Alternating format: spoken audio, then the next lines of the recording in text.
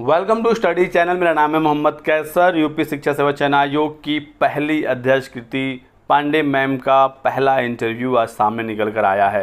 अध्यक्ष बनने के बाद बहुत सारे लोगों को उत्सुकता थी कि अब आगे क्या होगा, क्या कार्रवाइयाँ देखने को मिलेंगी। तो आज मीडिया से बात करते हुए अध्यक्ष साहिबा ने क्या क्या बातें की, आप ये वीडियो देखिए। आयोग बना हुआ है, ये नया आयोग गठित हुआ है और इसके पीछे इसके कुछ उद्देश्य हैं। तो इसमें जो प्रक्रिया हम लोग करेंगे, अभी तो सब कुछ मेरे लिए भी नया है, तो मैं वहाँ पहले जाऊँगी और वहाँ पर चीज़ों को पहले देखूँगी और मेरा मानना कि मैं एक कमेटी बनाऊँगी और कमेटी के माध्यम से पहले समीक्षा करूँगी कि इसके पहले के चयन किस प्रकार से हुए, इसमें किस प्रकार के सुधार की आवश्यकता है और सुधार को लेकर के मेरा प्रयास होगा कि मैं एक प्रस्ताव बनाऊंगी और उस प्रस्ताव को मैं अब शासन को भेजूंगी और शासन से मेरे प्रस्ताव को जब स्वीकृति मिल जाएगी और शासन का जो सुझाव रहेगा तो उसको अमल में लेते हुए मैं इस पर काम करना प्रारंभ करूंगी। लेकिन मेरा फोकस पूरी तरह से यही रहेगा कि किस प्रकार से पारदर्शिता को बनाए रखा जाए, कैसे शुचिता को बनाए रखा जाए और जो भी नियुक्तियां होंगी वो बेस्ट सिलेक्शन होंगे वहाँ पे। और इस बात का मैं विशेष ध्यान रखूंगी कि अभी जो हमारे टीचर्स आएंगे वो वर्तमान समय को देखते हुए वो टेक्निकली, जिसको कहते हैं कि वो फ्रेंडली हो, टेक्निकल ज्ञान उनको हो, आर्टिफिशियल इंटेलिजेंस का ज्ञान हो। तो इस तरह से हम चाहेंगे कि अभी जब हमारे अब शिक्षकों की नियुक्ति हो पूरी तरह से समय के अनुकूल हो, क्योंकि आजकल हम देख रहे हैं कि शिक्षक से अधिक विद्यार्थी सजग है। तो जब तक हम बेस्ट का चयन नहीं करेंगे तब तक हम शिक्षा व्यवस्था में सुधार नहीं ला पाएंगे। तो दो बातें मेरी, एक तो शुचिता को बनाए रखना और दूसरा बेस्ट का सिलेक्शन करना। मैम, एक टीटी हो गया, पीटी भर्ती रुकी है, पीटीसी कई बार शिक्षक होते हैं, उस पर आपका क्या विचार है? देखिए, सारी नियुक्तियां ये शिक्षण जगत से ही संबंधित हैं और उसमें भी चूंकि हमारी तो नींव ही है बेसिक शिक्षा और जब वहीं से हम अच्छे टीचर्स का सिलेक्शन करेंगे तभी हम अच्छे विद्यार्थी भी दे पाएंगे।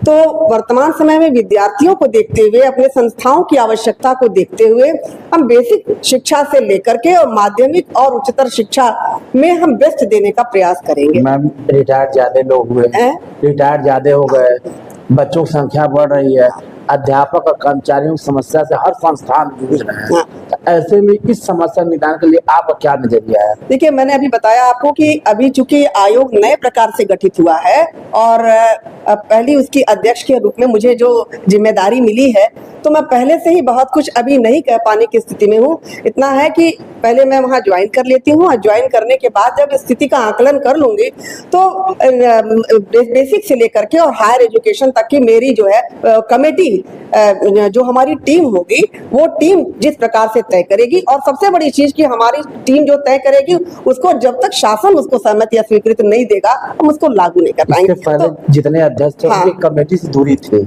जो भी अध्यक्ष यादव जी नहीं, वो सदस्य दूरी बनी थी, तो क्या उस दूरी का समाज से खत्म करेंगे? बिल्कुल बिल्कुल हम चाहेंगे कि क्योंकि हम किसी विशेष व्यक्ति का चयन इसमें नहीं करेंगे और इसमें यह है कि जितना ही हमारा कम्युनिकेशन होगा, चीजें खुल करके सामने रहेंगी, तो हम आमने सामने की स्थिति में बैठ करके ही और लोगों से विचार विमर्श करके ही इस पर कोई योजना बना करके और उसके बाद से एक प्रोग्राम चल रहा था, कई जो आयोग के मेंबर बना हाई फाइव है, लेकिन उसके कारण वहाँ वेतन कम है। हाँ, एक 75 है, उससे कम ही आ रहा है। देखिए, वेतन पैसा अपनी जगह है और प्रतिष्ठा, सम्मान और हमारा जो देश के भविष्य है, हमारे बच्चे हैं और बच्चों को बनाने वाले हमारे शिक्षक हैं। तो अगर हम वेतन पे न जा करके हम थोड़ा सा यही करें कि हम कुछ समाज को दे सकें, पारदर्शी रूप से हम अच्छे शिक्षक दे सकें, तो जो समाज में सुधार ला सकें, बच्चों का विकास कर सकें, तो वहाँ वेतन मायने नहीं रखता, क्योंकि वहाँ जो भी जाएगा इन सब स्थितियों का आकलन करने के बाद ही जा रहा है। तो ऐसा नहीं कि वहाँ जाने के बाद से हमें पता चलेगा और निर्णय हमारा बदलेगा। तो ये सब कुछ सोच करके ही हमने भी कदम बढ़ाया है कि पैसा ही महत्वपूर्ण नहीं होता है और हमारे लिए समाज और देश महत्वपूर्ण है। मैम, एक तो आपका अच्छा होगा, आप एक पेपर क्वेश्चन, पहला अध्यक्ष कौन होगा तो आपका नाम आएगा जी। अब बच्चों को एक नंबर जरूर मिल जाएगा उस पर, क्योंकि इतिहास जब जब लिखा जाएगा तो पहले अध्यक्ष का नाम परीक्षा जरूर पूछा जाता, तो आपका पहला नाम आएगा।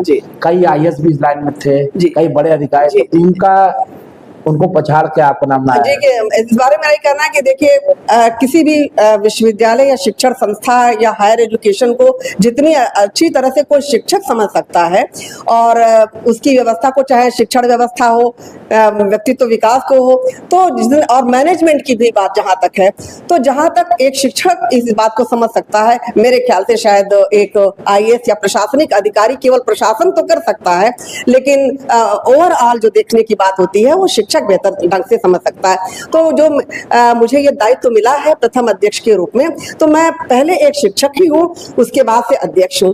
तो मेरा पूरा यही प्रयास होगा कि मैं शिक्षकों के साथ, शिक्षण व्यवस्था के साथ न्याय कर सकूं। मैम, जो टीजीटी भर्ती रुकी है, जो टीजीटी पीजीटी भर्ती रुकी 2021 वाली, और कुछ शिक्षक भर्तियां, उस पर आपका क्या नजरिया, क्या भर्ती कब तक हो? देखिए, मैंने आपको बताया कि ये प्राथमिकता में है, क्योंकि अभी तक जितना भी विलंब हुआ, मेरे हिसाब से शासन का भी यही प्रयास है कि जल्दी से जल्दी, देखिए पिछले सप्ताह ही इसके साक्षात्कार हुए और 5-6 दिन में ही रिजल्ट आने का मतलब क्या है कि यह है कि शासन की भी मंशा है कि जल्दी से जल्दी इस कार्य को प्रारंभ किया जाए।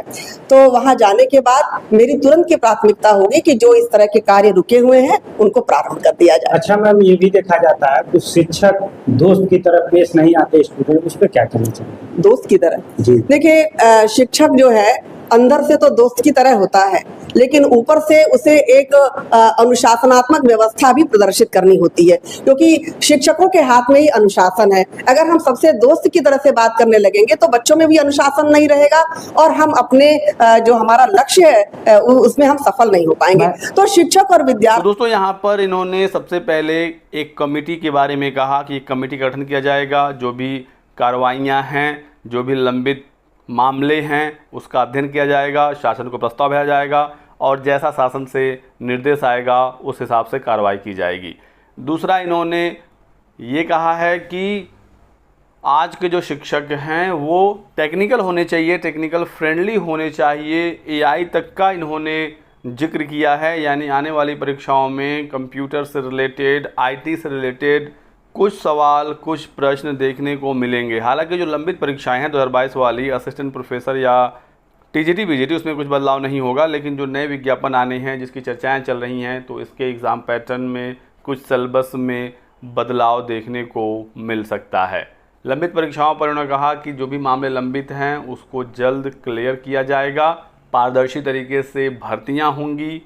नए आयोग बनने की वजह से काफ़ी डिले हुआ, लेकिन अब उम्मीद है कि अध्यक्ष साहिबा के आने के बाद मामले जल्द क्लियर होंगे। देखना होगा कब तक कमेटी का गठन होता है, कब तक प्रस्ताव जाता है शासन के पास, कब तक मंजूरी मिलती है। एग्ज़ाम कैलेंडर की जो चर्चाएं चल रही हैं वो एग्ज़ाम कैलेंडर कब तक जारी होता है और जो परीक्षाएं लंबित हैं वो कब तक हो पाती हैं, क्योंकि जब तक परीक्षाएं नहीं हो जाएंगी 2022 वाली, कोई नया विज्ञापन नहीं निकलेगा। तो पहले लंबित परीक्षाओं का ही इंतज़ार है सभी लोगों को। बाकी आगे और भी कोई अपडेट आएगी, जानकारी दिया जाएगा। आप हमारे साथ जुड़े रहिएगा, वीडियो को लाइक कर दें, चैनल को सब्सक्राइब कर लीजिए और हमारे साथ बने रहिए। Thanks for watching.